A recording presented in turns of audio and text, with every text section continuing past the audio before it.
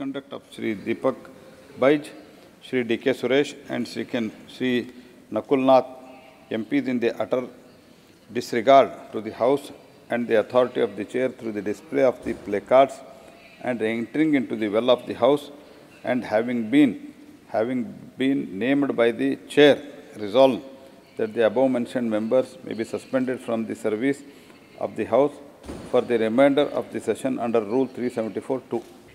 प्रश्न यह है कि माननीय मंत्री जी, प्रस्तुत प्रस्ताव को स्वीकृत किया जाए।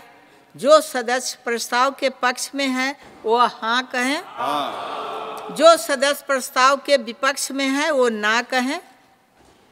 मेरे विचार में निर्णय हाँ वालों के पक्ष में हुआ, हाँ वाले के पक्ष में हुआ, प्रस्ताव स्वीकृत हुआ।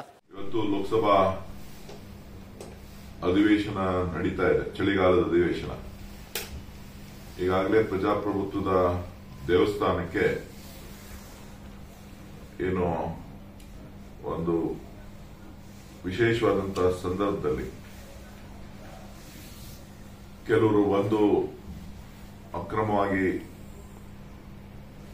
ದಾಳಿ ಮಾಡಿರುವಂತದ್ದನ್ನ ನಾವೆಲ್ಲರೂ ಕೂಡ ಗಮನಿಸಿದ್ದೇವೆ.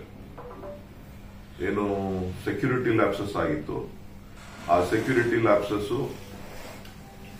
ಮತ್ತು ಇವತ್ತು ನಡೆದಂತಹ ದುರ್ಘಟನೆ ಬಗ್ಗೆ ಪ್ರಧಾನಮಂತ್ರಿಗಳು ಮತ್ತು ಕೇಂದ್ರ ಗೃಹ ಸಚಿವರು ಲೋಕಸಭೆಯಲ್ಲಿ ಇದಕ್ಕೆ ಉತ್ತರ ಕೊಡಬೇಕು ಮತ್ತು ತನಿಖೆಯನ್ನ ಸವಿಸ್ತಾರವಾಗಿ ಮಾಡಬೇಕು ಅಂತ ಅಂದ್ರೆ ಎಲ್ಲರನ್ನೂ ಕೂಡ ಇದಕ್ಕೆ ಒಳಪಡಿಸಬೇಕು. ಯಾರು ಪಾಸ್ ಕೊಟ್ಟಿದ್ದಾರೆ, ಯಾವ ಸಂಸತ್ ಸದಸ್ಯರು ಪಾಸ್ ಅನ್ನ ಕೊಟ್ಟಿದ್ದಾರೆ, ಅವ್ರನ್ನೂ ಇದಕ್ಕೆ ಒಳಪಡಿಸಬೇಕು ಅಂತಕ್ಕಂಥ ಒಂದು ಆಗ್ರಹವನ್ನ ಇಡೀ ವಿರೋಧ ಪಕ್ಷ ಇವತ್ತು ಲೋಕಸಭೆಯಲ್ಲಿ ಮತ್ತು ರಾಜ್ಯಸಭೆಯಲ್ಲಿ ಮಂಡಿಸಿದ್ವಿ.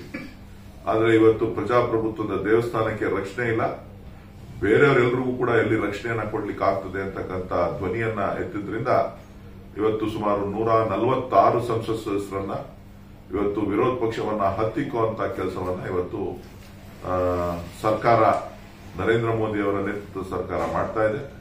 ಇವತ್ತು ಕೊನೆಯದಾಗಿ ಇವತ್ತು 3 ಜನನ್ನ ಇವತ್ತು ಸಸ್ಪೆಂಡ್ ಮಾಡಿದ್ದಾರೆ. ಇದು ಪ್ರಜಾಪ್ರಭುತ್ವದ ಕಗ್ಗೊಲೆ, ಇದನ್ನ ಖಂಡಿಸ್ತೇವೆ.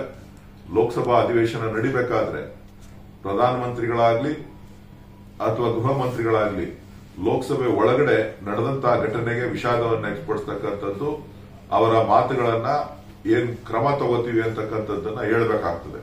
ಅದನ್ನ ಇವತ್ತಿನವರೆಗೂ ಕೂಡ ಹೇಳದೆ ಎಲ್ಲವನ್ನೂ ಕೂಡ ನಿಯಮಗಳನ್ನ ಗಾಳಿ ತೂರಿ ಇವತ್ತು ಆರೋಪವನ್ನ ನಮ್ಮ ವಿರೋಧ ಪಕ್ಷಗಳ ಮೇಲೆ ಮಾಡ್ತಾ ಇರ್ತಕ್ಕಂಥದ್ದು ಒಂದು ದುರ್ದೈವದ ಸಂಗತಿ ಅಂತ ಹೇಳಿ ನಾನು ತಮ್ಮ ಮೂಲಕ ಹೇಳ್ತಾ ಇದ್ದೀನಿ.